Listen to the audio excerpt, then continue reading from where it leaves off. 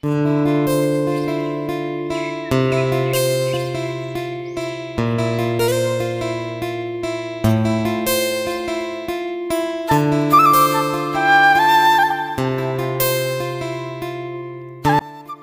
আর পারুলি ছিল দুই বোন, কিন্তু তাদের দুইজনের চেহারার কোনো মিল ছিল না। পারুলি দেখতে ছিল ধবধবে ফর্সা, সুন্দর গায়ের রং, আর কমলি দেখতে ছিল খুবই কালো এবং কুৎসিত। দুই বোনের গায়ের রং যেরকম ভিন্ন, তেমনি দুই বোনের আচরণও ছিল খুবই ভিন্ন। পারুলি ছিল খুবই হিংসুটে একটা মেয়ে, অন্যদিকে কমলি ছিল খুবই দয়ালু। এই কমলি, এই তুই আমার সাথে কোথায় যাচ্ছিস? তোকে না বলেছি তুই আমার সাথে না থাকবি? আমি যেখানে যাই আমার পিছন পিছন চলে আসিস। তুই জানিস না তোর আর আমার মধ্যে কত তফাৎ? তুই দেখতে কি কুৎসিত আর আমি দেখতে কি সুন্দরী। সবাই আমার সাথে তোকে দেখলে হাসাহাসি করবে। তাতে তোর কি দিদি ভাই? সবাই তো আমাকে দেখলে হাসাহাসি করবে, আমাকে কুৎসিত করবে। তুই তোর মতো করে হাঁটবে আর আমি না হয় আমার মতো করে হেঁটে যাব। সারাদিন একা ঘরে থাকতে আর ভালো লাগে না। আমি খালু বলে কি আমার হাঁটার অধিকার নেই নাকি?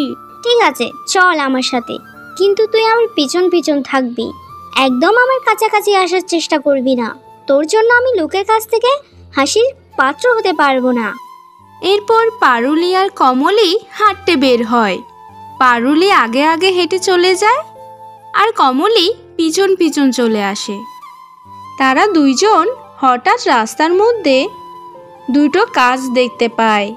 একটা কাঁচ ছিল সোনার, আরেকটা কাঁচ ছিল রূপার। এটি দেখে পারুলি কমলাকে বলে, কমলি, আমি যা দেখছি তুইও কি তা দেখছিস? এই তো দেখছি সোনার কাচের টুকরো আর রূপার কাচের টুকরো। আমি হচ্ছি সোনার কাছের টুকরো। আমার কাছে যে থাকবে সে পৃথিবীর সব থেকে সুন্দরী হতে পারবে। আর আমি হইলাম মানসিক শান্তির কাছের টুকরো। আমার কাছে যে থাকবে সে মানসিক শান্তি পাবে। আমার বাবা ওসব মানসিক শান্তি টানতে লাগবে না। আমি সুন্দরী হতে চাই, পৃথিবীর সব থেকে সেরা সুন্দরী হতে চাই আমি। এসব কথা বলে পারুলি যেই না কাচের টুকরোকে ছুঁতে যায়, অমনি সোনার কাচের টুকরো ছোট হয়ে যায়। আর ঠিক তখনই পারুলি সোনার কাচের টুকরোটা নিয়ে চলে যায়। আমার দিদি এত সুন্দরী, তবুও দিদির কেন সুন্দরের প্রতি এত লোভ? কে জানে বাবা। আমি বাবা ওইসব সুন্দরী তুন্দরী হতে চাই না। আমার মানসিক শান্তি চাই, আমার মানসিক শান্তিই লাগবে। এরপর কমলিও রূপোর কাচের টুকরোর কাছে যায়, আর রূপোর কাচের টুকরোয় যেই না হাত রাখে সেটা ছোট হয়ে যায়, আর কমলি সেটা নিয়ে বাড়ি চলে যায়। এরপর বেশ কিছুদিন কেটে যায়। একদিন সকালে কমলি পারুলিকে এরকম কুৎসিত দেখতে দেখে বলে, আচ্ছা দিদি, তোর চেহারা দিন দিন এরকম কালো হয়ে যাচ্ছে কেন? আগে তো তুই কত সুন্দর ছিলি, কিন্তু দিন দিন তোর চেহারার এই কী অবস্থা হচ্ছে? এসব কি উল্টাপাল্টা কথা বলছিস কমলি? আমি তো আগের চেয়ে আরো রূপবতী হয়ে গিয়েছি। তুই নিজে আগের থেকে কুৎসিত না হয়ে একটু সুন্দরী হয়েছিস, তাই আমাকে এত কথা শোনাচ্ছিস? তুই আমাকে কেন ভুল বুঝছিস দিদি? আমি তোকে কেন মিথ্যা কথা বলবো? আসলে তুই দিন দিন আগের থেকে অনেক কালো হয়ে গেছিস। আমার মনে হচ্ছে তুই সোনার কাচের টুকরায় মুখ দেখে দেখে কালো হয়ে যাচ্ছিস, আর আমি তো সে আগের মতোই আছি। তুই আমাকে কেন মিথ্যা বলছিস? আমি তো আগের মতোই কালো দেখতে রয়েছি। আমার কথা বিশ্বাস না হলে তুই যা, গিয়ে তোর সোনার কাচের টুকরায় মুখটা দেখে আয় তো। আমি অনেক সুন্দরী, তুই আমাকে একদম কুৎসিত বলবি না। আমি এক্ষুনি গিয়ে আয়না দেখে আসছি। তুইও দেখ, মনে হয় তোর মাথা খারাপ হয়ে গিয়েছে। এই কথা বলে পারুলি সোনার কাচের টুকরো নিজের মুখ দেখতে যায়, কিন্তু সে সোনার কাচের টুকরোই নিজের মুখকে আরো বেশি সুন্দর দেখে। অন্যদিকে কমলিও পারুলির কথা শুনে কাচের টুকরোর কাছে যায়। সে রূপার কাচের টুকরোয় নিজের মুখ দেখে সে আগের মতোই কুৎসিত রয়ে গেছে। এই কমলি, তোর তো দেখছি সত্যি সত্যিই মাথাটা খারাপ হয়ে গিয়েছে। আমি তো এক্ষুনি কাচের টুকরোয় দেখে এলাম, আমি আগের থেকে অনেক সুন্দরী আর মিষ্টি হয়েছি। আমিও তো আমার রূপোর কাচের টুকরোয় দেখলাম আমি আগের মতোই কালো আছি। তবে কি তুইও আমায় মিথ্যা বলেছিস দিদি? আমি তোকে কেন মিথ্যা কথা বলতে যাব? তুই আমাকে মিথ্যা বলেছিস। আমি সোনার কাচের টুকরোয় মুখ দেখে অনেক রূপবতী হয়ে গিয়েছি, আর এসব দেখে তুই হিংসা করছিস। এভাবে দুই বোন এই বিষয় নিয়ে তর্কাতর্কি করে। আর কিছুদিন পরে পারুলি আর কমলির মাসিমা তাদের বাড়িতে বেড়াতে আসে। কই রে কমলি, পারুলি, দেখ দেখ কে এসেছে দেখ। আরে মাসি, কেমন আছো তুমি? অনেকটা পথ এসেছো, চলো বিশ্রাম করবে চলো। হে কে এসব আমি কি দেখছি? কমলে, তুই তো আগে দেখতে কত কুৎসিত ছিলি, তুই এমন সুন্দরী হলে কি করে? আর পারুলে, তোর এত সুন্দর গায়ের রং কোথায় চলে গেল?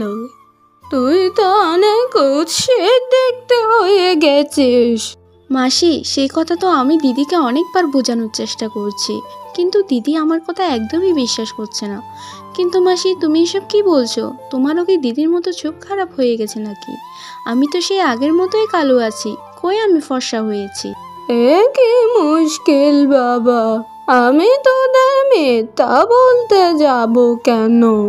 তোরা তো দেখছি আমার কথা বিশ্বাস করছিস না। দাঁড়া, তোরা এই আয়নায় নিজেদের মুখ দেখ। এই কথা বলেই পারুলি আর কমলির মাসি তার ব্যাগ থেকে একটা আয়না বের করে। আর সাধারণ আয়নায় কমলি যখন তার মুখ দেখে, সে তো একদম অবাক হয়ে যায়। সে দেখে তার কুৎসিত চেহারা কোথায় উধাও হয়ে গিয়েছে, সে এখন সুন্দরী হয়ে গিয়েছে। তাই সে বলে ওঠে, সত্যি তো, আমি তো অনেক সুন্দরী হয়ে গেছি। এটা কিভাবে সম্ভব? ওই রূপোর কাচের টুকরোয় আমি যতবারই মুখ দেখি ততবারই আমাকে কালো দেখায়, কিন্তু এখানে আমাকে ফর্সা দেখাচ্ছে।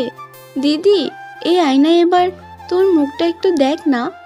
এরপর পারুলিও নিজের মুখটা সে আয়নাতে দেখে। সে তো দেখে অবাক হয়ে যায়, তার চেহারা এত কুৎসিত হয়ে গিয়েছে। সে খুব রেগে যায়। এটা কি হচ্ছে আমার সাথে? আমি এরকম কুৎসিত দেখতে কি করে হয়ে গেলাম?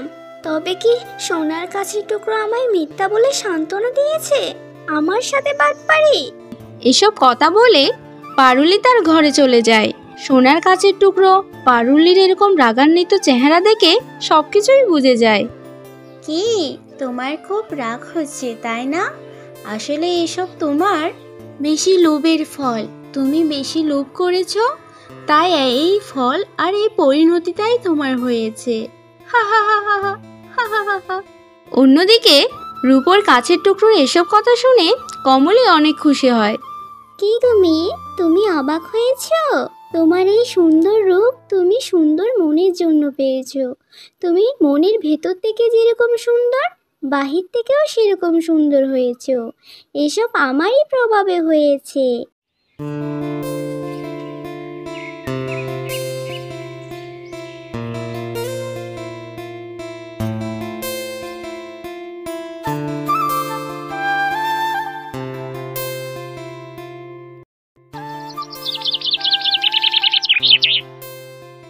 একটুও রান্নার পানি নেই, সেই নদীর ঘাট থেকে পানি আনতে হবে।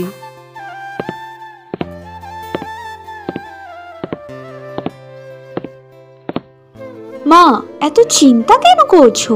আমি তো আছি, আমি এক্ষুনি তোমার জন্য পানি নিয়ে আসছি। আমি এখন বড় হয়ে গেছি, সংসারের সব কাজ তো আমিও করতে পারি।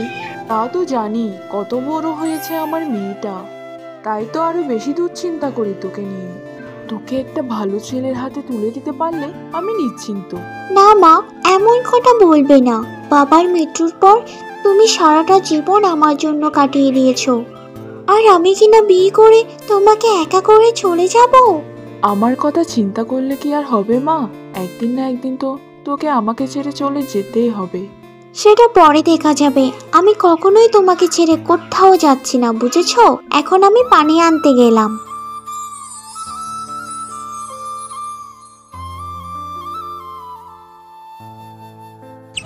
তাড়াতাড়ি পানি নিয়ে বাড়ি ফিরে যাই, নইলে মা আবার আমার জন্য চিন্তা করবে।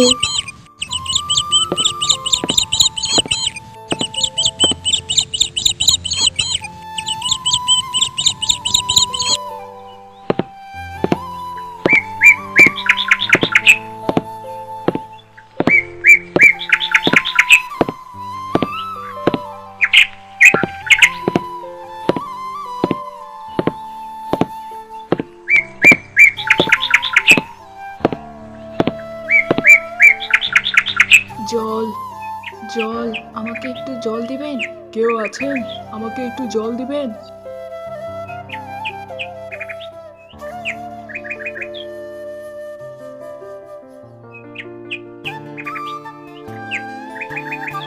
আপনার কলসি থেকে যদি আমায় 2 ফোঁটা পানি দিতেন তাহলে আমার বড়ই উপকার হতো। পানির তেষ্টায় আমি আর চলতে পারছি না।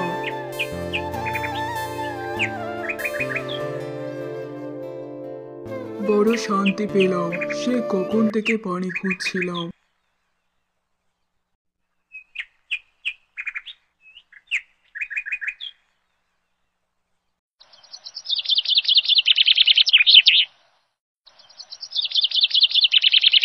রাতে মিতা আর মিতার মা যখন খাবার খেতে বসে তখন দরজায় কেউ কড়া নাড়ে। বাড়িতে কেউ আছেন? দরজাটা একটু খুলুন। কে? এত রাতে আমাদের বাসায় কে এসেছে? মনে হচ্ছে কেউ সাহায্য চাইছে। তুমি খাবার খাও মা, আমি দেখছি কে এলো।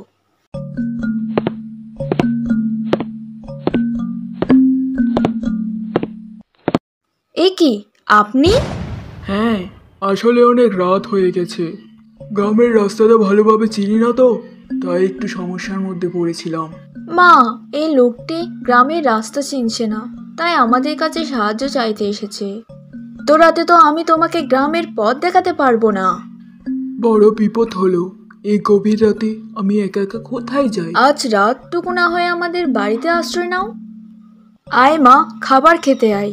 তুমিও আসো, এই গরিবের বাড়িতে যখন এসেছো দুমুঠো ভাত না হয় খেয়েই নাও।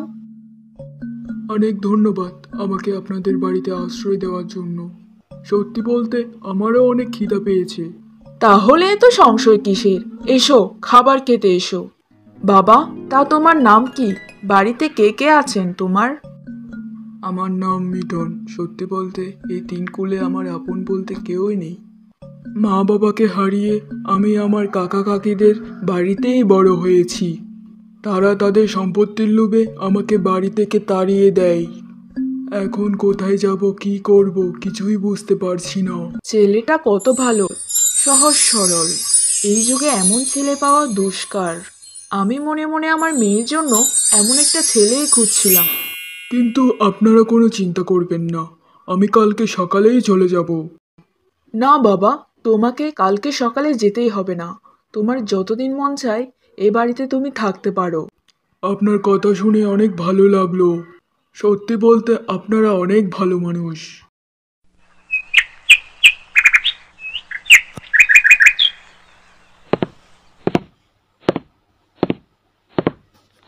মিতু, ছেলেটাকে তোর কেমন লেগেছে?